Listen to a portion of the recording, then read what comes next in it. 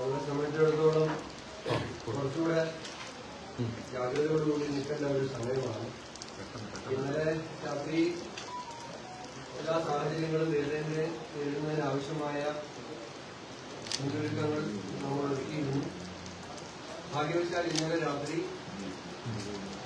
വലിയ തോതിൽ മഴ പെയ്തില്ല. ഇന്ന് പകലും വലിയ തോതിൽ മഴയുണ്ടായിരുന്നില്ല, വൈകുന്നേരം വരെ. ഇപ്പോ ഒടുവിൽ ലഭിക്കുന്ന കാലാവസ്ഥ മുന്നറിയിപ്പുകൾ പ്രകാരം ഇന്ന് രാത്രി അതിതീവ്ര മഴ, മിന്നൽ പ്രളയം ഉണ്ടാകാനുള്ള സാധ്യതയാണ് കാലാവസ്ഥാ നിരീക്ഷണ കേന്ദ്രം ഡിസാസ്റ്റർ മാനേജ്മെന്റ് സംവിധാനങ്ങൾ നമുക്ക് പത്തനംതിട്ടയ്ക്കായി നൽകിയിരിക്കുന്ന മുന്നറിയിപ്പ്. അപ്പോൾ അതുകൊണ്ട് മാധ്യമങ്ങളിൽ കൂടി ജനങ്ങളോട് ഒരിക്കൽ കൂടി അഭ്യർത്ഥിക്കുകയാണ്.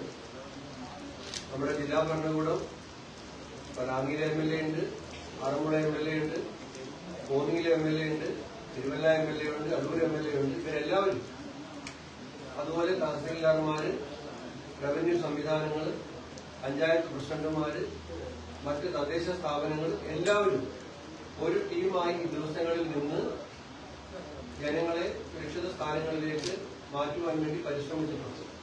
അപ്പോൾ ക്യാമ്പുകളിൽ ഈ നിമിഷം വരെ പത്തനംതിട്ട ജില്ലയിൽ 3568 പേർ വിവിധ ക്യാമ്പുകളിലായി ഇപ്പോൾ ഉണ്ട്. 1076 കുടുംബങ്ങളാണത്. 95 ടോട്ടൽ ക്യാമ്പുകളാണ് പത്തനംതിട്ട ജില്ലയിലുള്ളത്. 95 ക്യാമ്പുകളിലായിട്ടാണ് 3568 പേർ ഇപ്പോൾ ഉള്ളത്. ഇനിയും തീരത്ത് താമസിക്കുന്നവരോ താഴ്ന്ന പ്രദേശങ്ങളിൽ നദീ നിരപ്പ് വീണ്ടും ഉയർന്നാൽ വെള്ളം എത്താൻ സാധ്യതയുള്ളതായിട്ടുള്ള സ്ഥലങ്ങളിൽ നിന്നും ജനങ്ങളെ മാറ്റി പാർപ്പിക്കാൻ തദ്ദേശ സ്വയംഭരണ സ്ഥാപനങ്ങളും അതുപോലെ ജനങ്ങൾ സ്വയവും തയ്യാറാകണം എന്ന് വിനീതമായിട്ട് അഭ്യർത്ഥിക്കുകയാണ്. ഇന്നൊരു രാത്രി കൂടി ഗവൺമെന്റുമായും ജില്ലാ ഭരണകൂടവുമായും സഹകരിക്കണം എന്ന് വിനീതമായിട്ട് നമ്മൾ അഭ്യർത്ഥിക്കുകയാണ്. അതാണ് നമുക്ക് പ്രധാനമായിട്ടും പറയാനുള്ളത്. പിന്നെ ക്ലീനിങ്ങുമായി ബന്ധപ്പെട്ട കാര്യങ്ങൾ രാവിലെ മുതൽ നമ്മുടെ പഴകുളം മധുര MLA പറഞ്ഞിരുന്നു, മറ്റ് MLA-മാർ. ഞാനിന്ന് തന്നെ ഒരു ഉന്നതതല യോഗം ആറന്മുളയുമായി ബന്ധപ്പെട്ട് രാവിലെ വഴഞ്ചേരിക്ക് വിളിച്ചു ചേർത്തു. അതിനുശേഷം തിരുവല്ല താലൂക്കിൽ ഒരു ഉന്നതതല യോഗം ജനപ്രതിനിധികളുടെയും ഉദ്യോഗസ്ഥന്മാരുടെയും കളക്ടറുടെയും അവിടുത്തെ MLA ശ്രീ വർഗീസ് മാമന്റെയും സാന്നിധ്യത്തിൽ വിളിച്ചു ചേർത്തു. അതിനുശേഷം മല്ലപ്പള്ളിയിൽ ഒരു ഉന്നതതല യോഗം റാന്നിയിലെയും തിരുവല്ലയിലെയും വില്ലേജുകളുമായി ബന്ധപ്പെട്ട് വിളിച്ചു ചേർത്തു. അതിനുശേഷം കോന്നിയിൽ ഒരു ഉന്നതതല യോഗം അവിടുത്തെ MLA ശ്രീ ജനീഷ് കുമാർ, ജനപ്രതിനിധികൾ, റവന്യൂ ഉദ്യോഗസ്ഥന്മാർ എല്ലാവരുടെയും സാന്നിധ്യത്തിൽ കോന്നിയിലും ചേർന്നതിന് ശേഷമാണ് വീണ്ടും റാന്നിയിലേക്ക് ഞാൻ വന്നത്. അപ്പോൾ അത്തരത്തിലുള്ള ഏകോപനങ്ങളും ഉദ്യോഗസ്ഥ തലത്തിലുള്ള കൂടിയാലോചനകളും എല്ലാം നമ്മൾ നടത്തുന്നുണ്ട്. സംവിധാനങ്ങളെ അലർട്ടാക്കി നിർത്താൻ പരിശ്രമിക്കുന്നുണ്ട്. ജനങ്ങളുടെ ഭാഗത്തു നിന്നും ഇക്കാര്യത്തിൽ ഒരിക്കൽ കൂടി സഹകരണം അഭ്യർത്ഥിക്കുകയാണ്.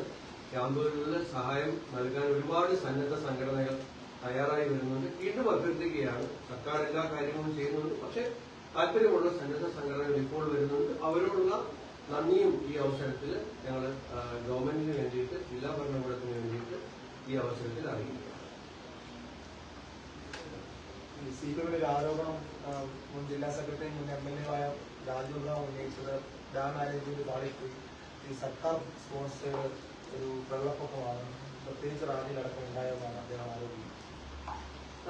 അത് സംബന്ധിച്ച് ഇപ്പോൾ നമുക്കാകെ ഇവിടെ മൂഴിയാർ ഡാമിനെ സംബന്ധിച്ചിട്ടാണെങ്കിൽ, മൂഴിയാർ ഡാമിനെ സംബന്ധിച്ച് ഒരു ഓറഞ്ച് ബുക്ക് 2022 ഇന്ത്യൻ ഗവൺമെന്റിന്റെ കാലത്താണ് അത് ഉണ്ടാക്കിയിട്ടുള്ളത്.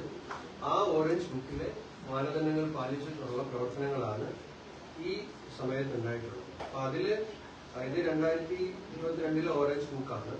ആ ഓറഞ്ച് ബുക്കില് 6 ഡാമുകളെ സംബന്ധിച്ച് രാത്രി കാലങ്ങളിൽ ഷട്ടറുകൾ പ്രവർത്തിപ്പിച്ച് പെട്ടെന്ന് ജലം ഒഴുക്കി വിടേണ്ടി വന്നേക്കാവുന്ന ചെറിയ അണക്കെട്ടുകൾ കക്കയം, പെരിങ്ങൽകുത്ത്, ഷോളയാർ, കല്ലാർ, ഇരട്ടയാർ, ലോവർ പെരിയാർ, കല്ലാർകുട്ടി, കൂഴിയാർ, മണിയാർ, അരുവിക്കര ഇത്തരം അണക്കെട്ടുകളിൽ നിന്നും രാത്രി ജലം തുറന്നുവിടുന്ന സാഹചര്യം ഉണ്ടോ എന്നത് പരിശോധിച്ച് KCB ജില്ലാ കളക്ടറെ അറിയിച്ച് കളക്ടറുടെ അനുവാദത്തോടുകൂടി തുറന്നുവിടുക. ഇത് 31-ാം തീയതി രാത്രി KCB കളക്ടർക്ക് അറിയിപ്പ് കൊടുക്കുകയും 190 മീറ്റർ ആവുന്നു അലർട്ട് ലെവൽ. കാരണം ഇത് ചെറിയ ഡാമാണ്. അസാധാരണമായി മഴ പെയ്തു കഴിഞ്ഞാൽ പെട്ടെന്ന് നിറയും. ഡാം വലിയ കാഷ്വാലിറ്റിയിലേക്ക് പോകുമ്പോൾ ഇത് ചെയ്യണമെന്ന ഒരു അറിയിപ്പ് അത് ഈ 22-ലെ ഓറഞ്ച് ബുക്ക് പ്രകാരമുള്ളതാണ്. അറിയിക്കുകയും കളക്ടർ അറിയിപ്പിന്റെ അടിസ്ഥാനത്തിൽ അവർക്ക് അനുവാദം നൽകുകയും 9:49-ന് PRD വഴി പത്രക്കുറിപ്പായി ഇത് തുറക്കുന്നതിന് വിവരം അറിയിക്കുകയും ചെയ്തിട്ടുണ്ട്. ഇത് സമാനമായ രൂപത്തിൽ എന്റെ കയ്യിലുള്ളത് 24-ല് 25-ല് 26 തുടക്കകാലത്ത് ഒക്കെ തന്നെ ഈ തരത്തിൽ പത്തനംതിട്ട ജില്ലയിൽ മൂഴിയാർ ഡാം മുമ്പ് രാത്രിയിൽ